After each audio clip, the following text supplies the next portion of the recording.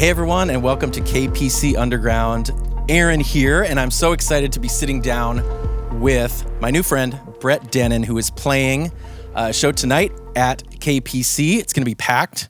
Ivan and Alyosha opening up. It's going to be an amazing show. Thank you so much for sitting down with us Thanks tonight. for having me Yeah. to here down below. Yeah, we're below the stage. For those of you who don't know, we're in the orchestra pit. Yeah, we thought it'd be fun to put a podcast studio down here, so that's where we are. Call it underground. You may occasionally hear footsteps above your head. It's actually amazing. It really doesn't come through the mics, even when they're like sound checking up there. We did one of these during a sound check, and it was just fine. So no problem. All right. But you were, talk to me about, you were sort of born and raised California, Central California. Mm-hmm. Do you live in LA now? Or are No, you still in? Okay. I live in Ventura. Ventura, okay. But you're kind of like born and bred. You have that California DNA, you know, I would say. And just reading kind of about your bio, you know, learning music at like camps and then being a counselor. I don't think you have to. That wasn't a surprise to read, you know, based on the kind of music you play, and it's very, you know, folk rock adjacent. Neil Young, these kinds of things, you know, come to mind, and whatever. What was it about those environments that made you, you know, kind of want to play music, and how did that begin for you? Well, I don't really know why I love music. I just loved it when I was a kid. But the camp, being at a summer camp in the mountains and people playing guitar, those were the first sing-alongs, or the first time I'd ever see people. Other than that, my grandmother played the piano, but grandma and then people playing guitars around a campfire, that was my first experience with people making music. Right. And that was reachable, you know, because I started going to camp knowing that my mom and her siblings all went to that same camp, and they worked at that camp when they were in high school and in their early 20s. And so I thought that was maybe something that I could do. And if that was something I could do, I could surely be one of the people playing guitar. Right. Because we had a guitar in the house, and, you know, when you're a kid and you have a guitar in the house, you think I can play guitar. You know, Right. I have a son now, and he's not really interested in learning guitar because he already knows how to do it. You know what I mean? Right. He just picks it up and does whatever he wants on it. And so in his mind, he's a guitar player. Right. I have a son too. It's very difficult to like teach your kids anything, but especially I feel like with music, I'm like, oh yeah, and like let me show you some stuff. And I play, you know, piano, musician as well, and he's like, no, Dad, like let me figure it out myself. And so you gotta let him, you know, go their own way. I think that's you don't ever want to force anything on them or make them do anything. Right. Yeah, I know how that feels. So what was the transition then like from, you know, playing at camp with friends to like, hey, I think I could like do this, you know, as a career, and I want to do this full time, or what was that kind of transition like for you? Well, when I was in college, I was in some bands, and that's when I started to really think about it, because I would write songs, and if I'd sing them in the band, and I just saw people who were from the town I went to college in playing shows outside of town. So, you know, I had no idea what that kind of life is really like, but I just saw people playing shows and going on a tour and coming back. So I thought, I could do that. And I just was really lucky because I started, you know, I left the band and I wrote some songs and I recorded them and I started performing out solo acoustically and with a drummer at times, at a time when there's a really big rush of singer-songwriters, like singer-songwriter, folk, kind of Americana music got really big, and there was a world for it. Right. And I was spending a lot of time in LA and going to clubs where it was like that was all that they did, was that kind of music. And I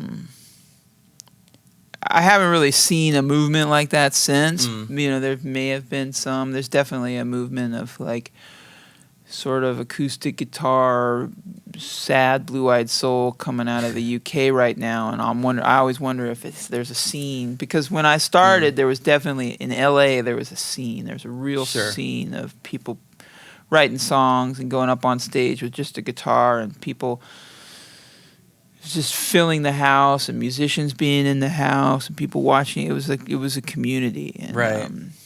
Yeah. So that was a big part of it. Right. And so, I have to mention too, I just listened to Brett's sound check. I just listened to your sound check, and I was out in the lobby actually checking something on the TVs, and then I heard you playing this 1975 song, so I had to run in there because they're literally one of my favorite bands out right now, and obviously very big. Everybody loves them. But who else is inspiring you right now that's out and making music? Oh, my absolute favorite is this guy named Paolo Nutini. Oh yeah, mm-hmm. I mean, he's just New Shoes. That guy. Yeah. Yeah, but he has a new pretty new album that came out last year. Called Last Night in the Bittersweet. I mean, he's the best. Is he the best Italian or something like that, or what is he? He's from not? He's from here. Scotland, but I think okay. he's got Italian parents or Italian grandparents, maybe. Right. Somebody once told me that in Scotland, a lot of the chippies, like the fish and chip places, are owned by Italians, and that Paolo's grandparents or parents owned I don't know. Yeah, you got to get him on your show, but. Oh yeah, But that'd be amazing. Yeah. He's incredible. I mean, everything he does, I just love. Yeah, I just love.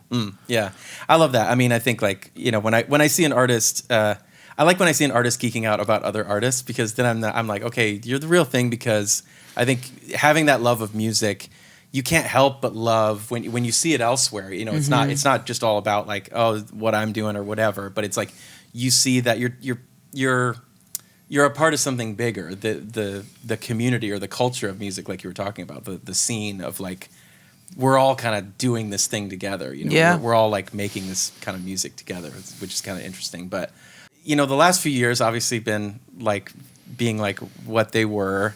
You were working on an album that got a little bit delayed, but during that time, but is out now. I think was released in 2021. Talk about the making of that album, and then what was it that finally you were able to kind of like push it over the finish line and get that work done after obviously everything that's happened in. Oh yeah, well I started the album and then we got locked down for a long time. Forever. Yeah, for a year But once it looked like we were gonna start. Like, because I had at least a full year of not knowing what was going to happen. Right. Like, not if I was going to play a show or go on tour or finish the album or what. Well, I mean, what was life like? During that. Sad. Yeah. Pretty sad. Pretty depressing. Sad, yeah. I mean. Yep. I'm lucky enough to live in a place with a nice community and a beach, and so people were outside all the time supporting each other. Sure. And I'm also lucky enough to live in a place where people don't get too scared. Sure. I feel like a lot of friends and colleagues who live in bigger cities, especially cities like on the West Coast and on the East Coast, like. Actually, pretty much all of my friends live in cities on the West and East Coast, or there's some in the Midwest too. Just now but realizing in the South. Okay, I have friends, but a lot of friends. It's just like people who live. I mean, I never experienced any stress from my town, really. Like Sure. And I feel like a lot of people like got caught up in just drama of their town, Sure. like just or like politics, yeah, or whatever. politics, or like what lockdown means to some people and other people, and I still have friends who, it's like parents like won't even like let people go inside their house, Right, right. But where I live, it was pretty mellow. Yeah, everybody was really loving and cautious. But anyway, so that was good. But professionally, I was really scared. And depressed about that. Right. But then things started to open up, and I thought, well, I could do some shows, and it looked like people were willing to book shows and book more shows. And once that sort of clicked in, and it looked like I could play concerts if I wanted to, then I should release the album. So we finished it up, released it, and then I just hit the road, like taking any I'm lucky enough to have been doing this long enough to have relationships with promoters all over. And Sure. so I could throw together tour dates really quickly, and that's what I did. And I just kept adding more and adding Right. more, and I've been touring pretty steadily since everything opened back up, except for the past 5 months. I've taken a little time off. Yeah, I mean, I relate to what you said because I'm such an extrovert, and like right when things started kind of to open back up, I would call my friends who I used to go out with or whatever. And so many of them were like, I think it did something deeper to a lot of people. I mean, probably all of us in a way that made us relate to the world, a little bit differently. And so I think, one of the things I learned from that is, I guess, not to take it for granted if you do have that community around you, that wants to be to be around you. I think people also just got comfortable in their homes and with their safe little, really small little bubble, and that's, you can't fault people for that either, because everybody processes kind of trauma differently, Yeah, nobody ever said, we're locking down and this is going to be hard and you're going to lose, everyone's going to take a hit, but nobody ever said, but don't be scared of each other. Right. Yeah. Because, what are you supposed to do? You're supposed to be scared of a virus that lives in people. Yeah. So,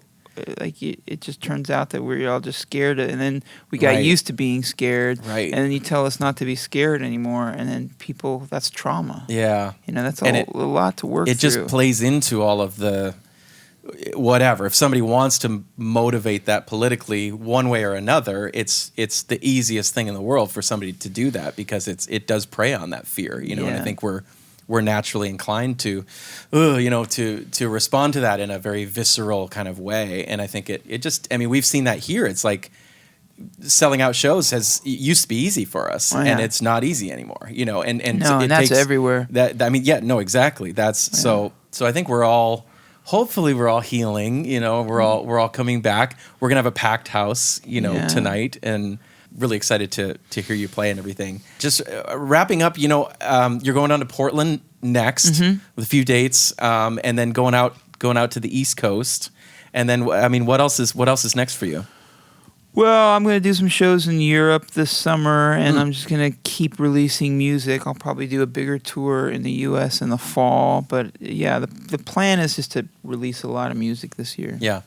Love it. So, yeah. We'll really look forward to it. Well, thanks so much for sitting down with us. All of you out there, if you want to check out Brett Dennen's music, go to brettdennen.live, not .com, but .live.